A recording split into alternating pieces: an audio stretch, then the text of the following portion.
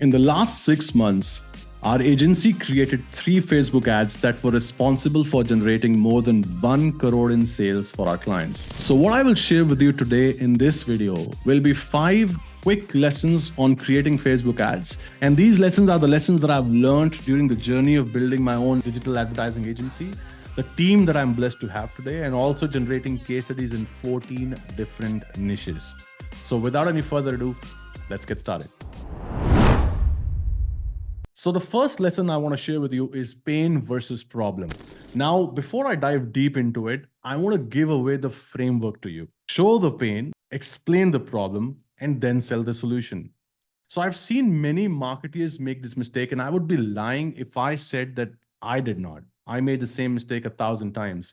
But it is only after doing this for years, investing lakhs in self-education, and now being able to get our clients some amazing results, I can tell you that pain and problem are not the same. There's a difference between pain and there's a difference between problem. And honestly, it is not just about knowing the difference between pain and problem, but also about understanding when to use what, especially when it comes to ideating and scripting your ads. So first of all, I want you to make a note of this, that pain is an outcome of a problem, and problem is the reason behind the pain. The reason why it is important for you to understand this is that no matter what business you are in, if you want to increase your total addressable market size, which is the TAM, you must be able to tap into the unaware segment of a market. And the reason why it is important is because every now and then you will hear so many different Facebook ads marketeers complaining about how their ad cost is rising. And it is always because you're only and only tapping into the aware segment of the market, but forgetting about the unaware segment, which simply means that you must be able to educate the audience about the problem. Now, the question arises, what is the correct way of educating the audience about the problem in your ads? And the answer to that question is that you educate your target market on the problem by first demonstrating the pain associated with the problem. I'm going to repeat myself. You educate your target market on the problem by first demonstrating the pain that is associated with the problem. Now, why do you want to do it this way? And the reason to that is that your target audience may or may not be aware of the problem, but they sure will be aware of the pain that is associated with that problem. Now, why do I say so? And how can I be so confident about it? Think of an ad for a toothpaste for a second, a toothpaste that is selling you a solution for teeth sensitivity. Try to remember that ad. What's the first thing they show you in their ads? The chilling sensation when consuming something hot or cold, right? That chilling sensation is not the problem.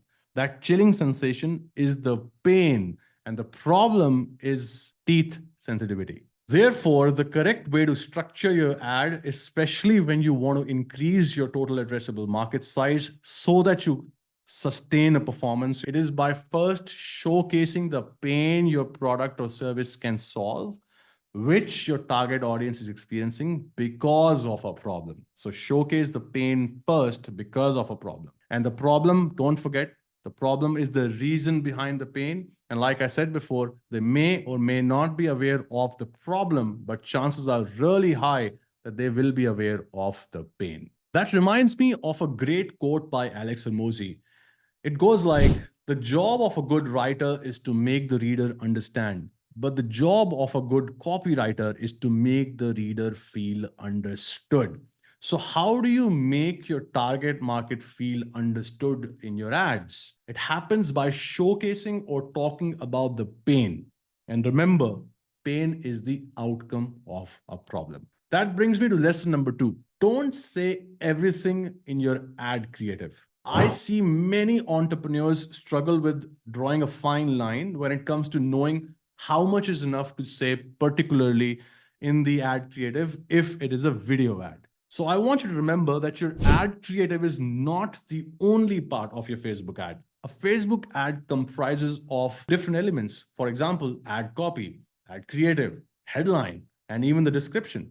So try to keep the duration of your ad short and use the rest of the components to talk about other important stuff that you feel you must mention as a part of your ad.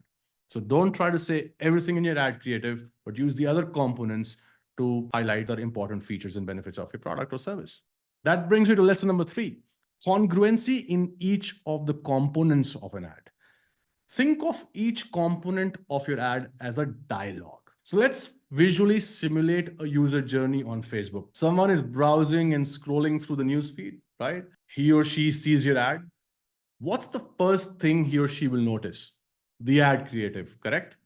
What's the second thing he or she will notice? Probably the ad copy or the headline, and so on and so forth. Therefore, you must keep this information in mind whenever you are ideating and scripting a Facebook ad. Whatever you choose to mention in the ad copy or any other component of the ad, it must complement the ad creative. So think of this like all the other components apart from the ad creative that you see in an ad, like the ad copy, the description, the headline. These all will amplify the effectiveness of your ad creative. And that is the reason why it is imperative that there is a congruency that you maintain in all these components. That brings me to lesson number 4, which is a very important one, win the broad game. There's this one of our clients for whom we have been running and managing ads for more than a year. And the best part is that it is just getting better with time. It is not depreciating. The performance is not going bad. The reason why I say that is because if you're familiar with the world of Facebook advertising, you must be aware of how an ad's performance depreciates frequently and kind of almost overnight.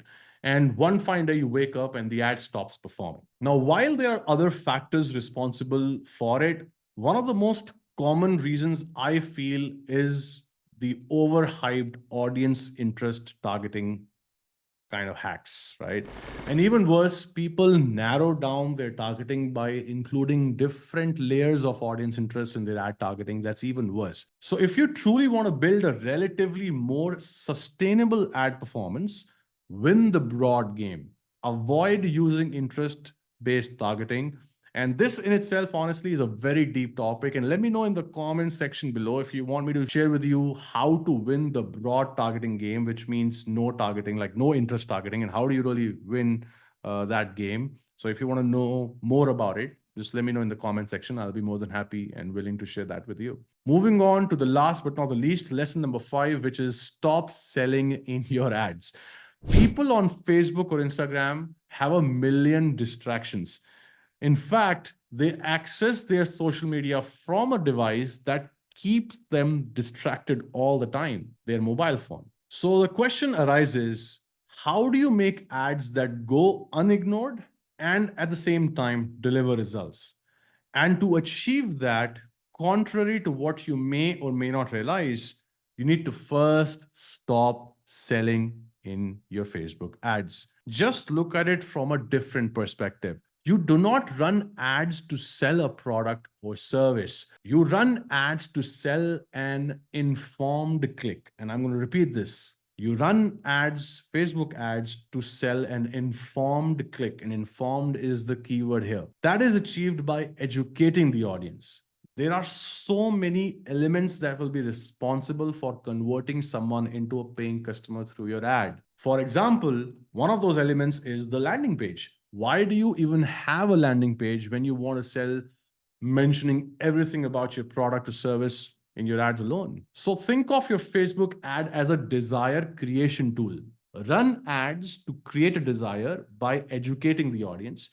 Educate them enough that they make an informed decision of choosing to click and check out what you have to offer. So don't sell in your ads. So here's a quick recap for you on the 5 quick lessons today. Lesson number 1 is pain versus problem. Lesson number 2 is don't say everything in your ad creative. Lesson 3 is congruency in each of the components of an ad, which means the ad copy, the ad creative, the headline, the description, complete congruency. Lesson 4 is win the broad game. And lesson 5 is stop selling in your ads.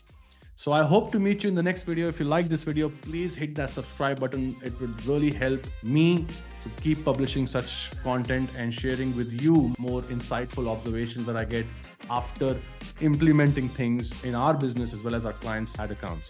So please hit that like button and the subscribe button as well. And I'll see you around on the internet. Bye.